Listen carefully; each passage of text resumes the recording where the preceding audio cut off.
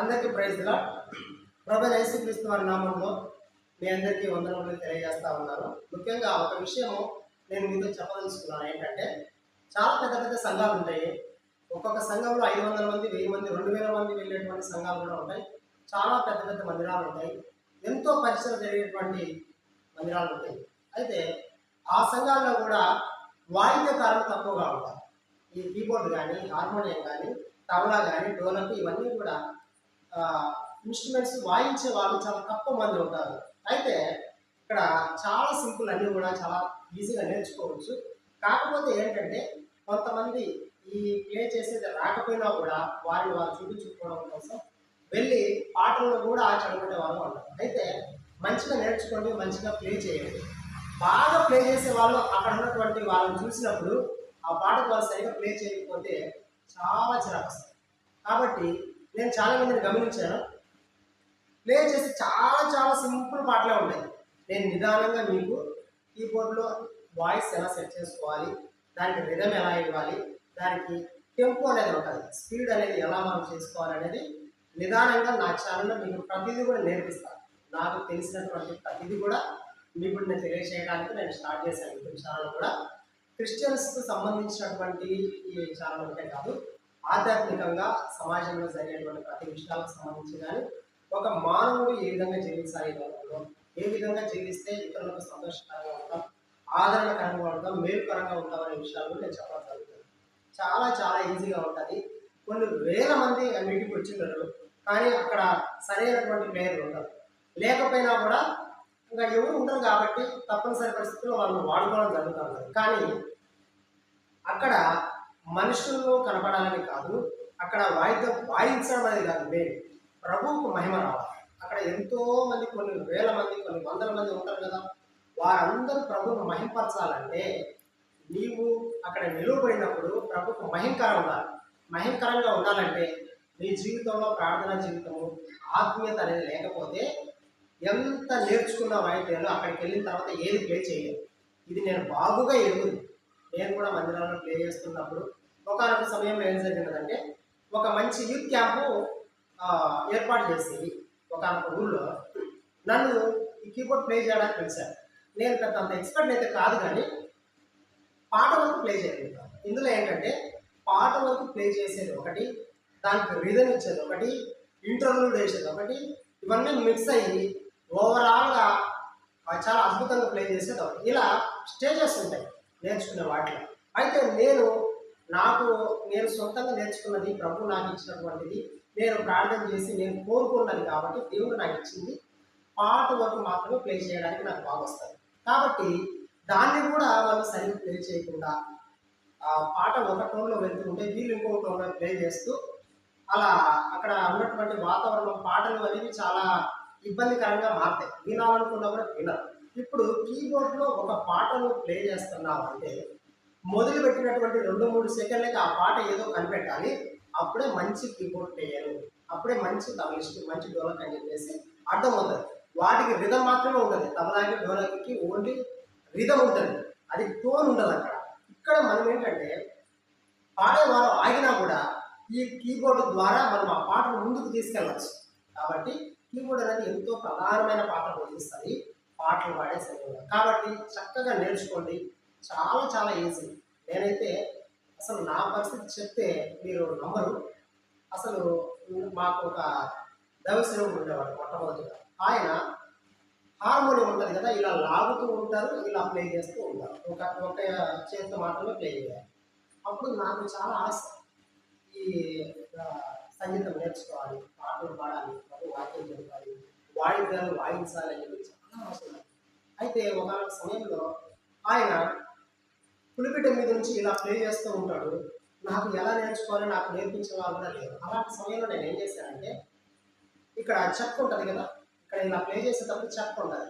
కొన్ని చోట్ల లైట్గా పెయింట్ పడి ఉంటుంది, కొన్ని చోట్ల కిక్ పడి ఉంటుంది, కొన్ని చోట్ల సరిగా ఊరు కనపడదు. అలాంటి వాటిని ఆయన ఎక్కడైతే ఫింగర్స్ వేస్తున్నాడో, ఈ పాటలో ఈ అక్షరం వచ్చిన దగ్గర, ఈ పదం వచ్చిన దగ్గర ఆ అంకులు ఇక్కడ ఫింగర్ పెట్టాడు కదా అని చెప్పేసి ఆ అందాజుతో, ఆ యొక్క గమనికతో నేను చిన్నగా 1-2 పాటలు ప్రయత్నించి స్వరాలను ప్రయత్నించి ఒకటి రెండు మూడు పాటలకు నేను నేర్చుకోవడం జరిగింది. వాటిని అనుసరించి మిగిలినటువంటి అన్ని పాటలు కూడా నిదానంగా నేర్చుకోవడం జరిగినది. ఎవ్వరు కూడా వేలు పెట్టి నాకు నేర్పించలేదు. ఈ స్వరం ఈ విధంగా ఉంటుందని ఎవ్వరు నేర్పించలేదు. నాకు ఇది స్టడీ పరంగా కొంతమంది తీసుకెళ్ళి ఏ చెప్తా ఉంటారు. నాకు అవన్నీ ఐడియా లేకపోయినప్పుడు కూడా ఏ పాట అయినా కూడా ఒకసారి ఆ పాట నాకు వస్తే వితౌట్ ప్రిపరేషన్ అసలు ప్రాక్టీస్ కూడా లేకోకుండానే వేసేటువంటి అవకాశం ఎవరు ఇచ్చాను. కాబట్టి నేర్చుకునేటువంటి వాళ్ళు చాలా కష్టం అనుకుంటారు, కానీ చాలా ఈజీ. మంచిగా నేర్చుకోండి, మీ సంఘాల్లో వాడబడండి. ప్రభువుకు పరిచయం చేసేవాళ్ళు ఎవరైనా సరే, అది ఏ పరిచయం అయినా కూడా దేవుడు ఎంతో ఘనంగా చూసేవాడుగా ఉంటాడు. పాటలు వాడి పరిచయం కానీ, వాక్యం చెప్పే పరిచయం కానీ, వాయిద్యంలో వాయించే పరిచయం కానీ, కంచెలు కొట్టే పరిచయం అయినా సరే, ఏదైనా సరే మనలో తేడాలు ఉంటాయేమో కానీ మనం ఇది పెద్ద పరిచయం ఏమో, ఇది చిన్న పరిచయం ఏమో అని అనుకుంటాం. కానీ దేవాది దేవునికి ఎటువంటి పరిచయం అయినా సరే, కసువు ఊడ్చేటువంటి పరిచయం అయినా సరే, దేవుడు ఖచ్చితంగా ప్రతిఫలం ఇచ్చేవాడుగా, నిన్ను నన్ను దేవుడు ఆశీర్వదించేవాడుగా ఉంటాడు. కాబట్టి మీరు అరకొరగా నేర్చుకొని ప్రభు సన్నిధిలోకి వెళ్ళి ప్రభు నామాన్ని అక్కడ ఉన్నటువంటి పరిస్థితులను తారుమారు చేసి బాగా ప్లే చేసే వాళ్ళు అక్కడ ఉన్నా కూడా అక్కడ అవకాశం లేదు.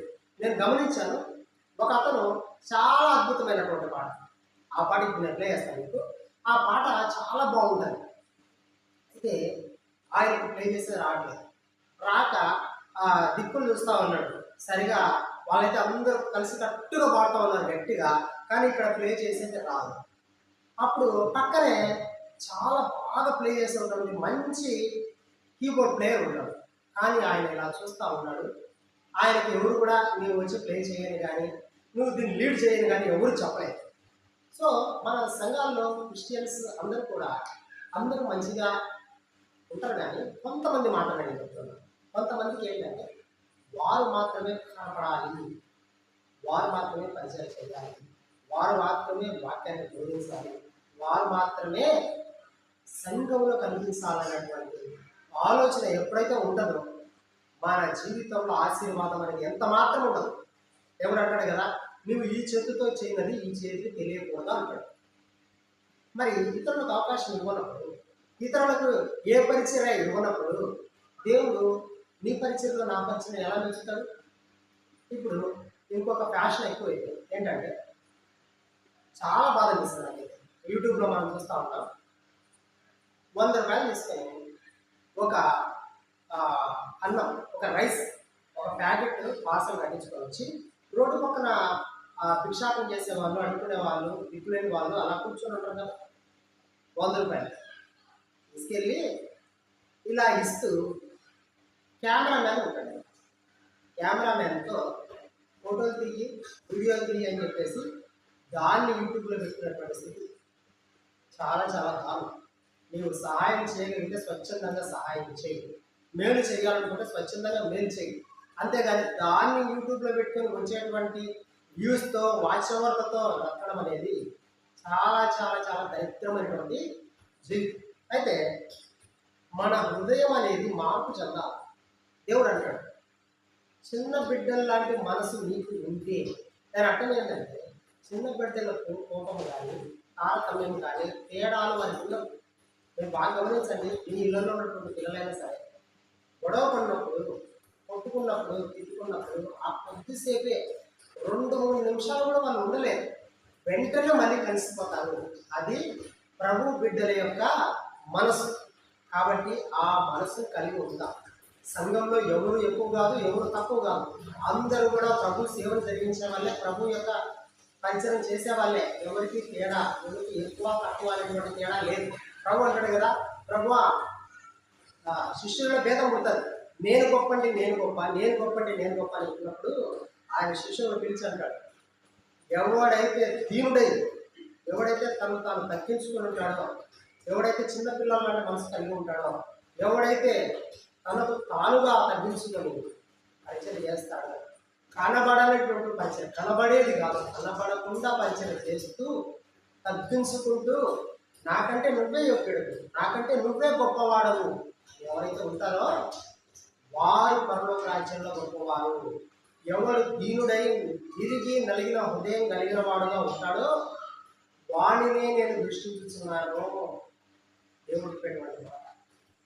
కాబట్టి ప్రియమైన సహోదరుడా సహోదరి, ప్రభువు నిన్ను చూడాలంటే సూత్రం ఏదో తెలుసా? దీనత్వాన్ని కలిగి ఉండు. దేవుడు కలిస్తే ఒక్క రాత్రిలో నీ ప్రాణాన్ని తీయగలడు. కానీ దేవుడి కృపతో మనల్ని బ్రతికించి తన పరిచయం చేసుకునే వాడుగా ఉంటాడు. కాబట్టి ఇవన్నీ కూడా కొన్ని చూసినప్పుడు చాలామంది ప్రభు ఇంటికి ఆగిపోయే వాడుగా ఉంటారు. మనం ప్రభు ఇంటికి అనేకులు నడిపించే వాళ్ళగా ఉండాలి, కానీ ప్రభు ఇంటికి వచ్చే వాళ్ళకు కూడా అభ్యంతరకరంగా ఉండకూడదు. వాడు సమస్యలు ఇవన్నీ ఎన్నైనా ఉండొచ్చు, కానీ నీ యొక్క విశ్వాసతను, నీ యొక్క అంతరాత్మలో నీకు ప్రభు మీద ఉన్నటువంటి నమ్మకాన్ని ఎంతవరకు కలిగి ఉన్నావు, దేవుడు నీకు ఇచ్చిన ఉచితమైనటువంటి రక్షణ ఎంతవరకు నువ్వు కాపాడుకుంటున్నావు అనేది చాలా ప్రాముఖ్యత. చివరి దినాల్లో మనం అలా ఉండకూడదు. మనము ప్రతిదీ నేర్చుకోవాలి. ఇప్పుడు కూడా నేను కొంతమంది యూట్యూబ్లో ఉన్నారు, మన క్రైస్తవ సహోదరులే, వాళ్ళు వాయిద్యాలు ప్లే చేస్తూ ఉంటే కొన్ని రోజులు దిగులైపోయింది నాకు. అయ్యో వీళ్ళలాగా నేను ఎందుకు ప్లే చేయలేకపోతున్నాను, వీళ్ళలాగా నేను ఎప్పుడు నేర్చుకోవాలి ప్రభు, ఇది ఒక్క అవకాశం ఇవ్వు నాకు, వీళ్ళలాగా నేను ప్లే చేసేదానికి, వీళ్ళలాగా నేను పాటలు పాడడానికి, వీళ్ళలాగా వాక్యం చెప్పడానికి ప్రభు నాకు వరములు అనుగ్రహించు అని నేను ప్రభుని అడుగుతా ఉంటాను. మనము నేర్చుకునే కొద్దీ ప్రభు మనకు నేర్పిస్తూనే ఉంటాడు. మనకు కలిగినదే చాలు, ఇదే నేను ఎక్కువ అనుకుంటే దేవుడు ఏది కూడా ఇవ్వడు. ఆశ గల ప్రాణాన్ని తృప్తిపరుస్తా అన్నాడు, కానీ ఆశ లేని వాళ్ళని కూడా నేను తృప్తిపరుస్తాను దేవుడు చెప్పలేదు. కాబట్టి ప్రతిదీ నేర్చుకోండి. సంఘంలో అందరూ సమానమే, అందరికీ అన్ని పరిచయాలు అవసరమే. ప్రతి ఒక్కరిలో ఏదో ఒక తలాంత ఉంటుంది, దాన్ని గుర్తించి ప్రభు పరిచయం జరిగించే వాళ్ళంగా ఉండాలి. కాబట్టి మనము ఇప్పుడు ఒక పాట, ఈ అద్భుతమైనటువంటి పాట, దీన్ని చాలామంది ప్లే చేసేది రాదు. కాబట్టి 735 పాట సిఎన్ గీతాల్లో నుండి యేసు ప్రభువా నీవే మహిమా నిరీక్షణ అనేటువంటి పాట. ఈ పాట పల్లవి తర్వాత చరణం నేను ప్లే చేస్తాను. మీకు ఒకవేళ కావాలంటే మీరు కింద నోట్స్ అడగచ్చు. నేను కొన్ని పాటలకు కింద నోట్స్ కూడా సరిగమ పదనిస తెలుగులో కావాలా, ఆ తర్వాత C sharp, B sharp, A sharp ఇట్లా మీ మేజర్ మైనర్ టైప్లో మీకు కావాలా, లేదంటే మీకు ఒకవేళ నెంబరింగ్ చేసుకుంటే కూడా నెంబరింగ్ కూడా నేను కూడా నోట్స్ ఇవ్వడానికి రెడీ, మీకు పాడటానికి రెడీ, ప్లే చేయడానికి రెడీ, మీకు నోట్స్ పెట్టడానికి రెడీ. అవసరమైతే నా నెంబర్కి మీరు వాట్సాప్ అయినా చేయొచ్చు. మీకు ఇన్ని అవకాశాలు నేను నా ఛానల్లో ఇస్తున్నాను. మీకు ఏ పాట అయినా సరే మీకు ప్లే చేయాలంటే ఓన్లీ మన దేవుని క్రిస్టియన్ సాంగ్స్ మాత్రమే. దేవుడు అల్లరికి కర్త కాడు. సో నేను కూడా కేవలం దేవునికి సంబంధించినటువంటి పాటలు మాత్రమే నేను ప్లే చేస్తాను. దేవుడి వాక్యాన్ని మాత్రమే చెప్తాను. ఇక్కడ మనకు ఆధ్యాత్మికంగా మనము మంచితనం వైపు ఏ విధంగా ముందడుగు వేయాలనేటువంటి విషయాలు కూడా నేను చెప్తాను. అంతే. సరే, ఇప్పుడు మనము యేసు ప్రభువా నీవే మహిమా నిరీక్షణ అనేటువంటి పాట నేను ప్లే చేస్తాను. మీరు గమనించి ఒకవేళ నేను ప్లే చేసే దాంట్లో ఏదైనా పొరపాటు ఉన్నా, రాగం సరిగా ప్లే చేయకపోయినా కూడా మీరు చెప్పండి, నేను సరి చేసుకుంటాను. నాకు ఎవరైనా నాలో ఉన్నటువంటి తప్పులు ఎత్తి చూపినప్పుడు నాకు సరి చేసుకోవడం చాలా ఇష్టం. ఎస్పెషల్లీ ఈ మ్యూజిక్, అది ఈ మ్యూజిక్ అంటే చాలా చాలా ఇష్టం. కాబట్టి నేను కూడా నాకు ఎవరైనా నేర్పిస్తే నేర్చుకోవడానికి చాలా చాలా సంతోషపడతాను. కాబట్టి ఇప్పుడు ఈ పాట మనము కీబోర్డ్లో ప్లే చేస్తాము. మీరు విని ఇంకా ప్రభువులో ఇంకా ఆత్మీయంగా ఎదిగి ప్రభువునందు ముందుకు కొనసాగాలని కోరుతా ఉన్నాను.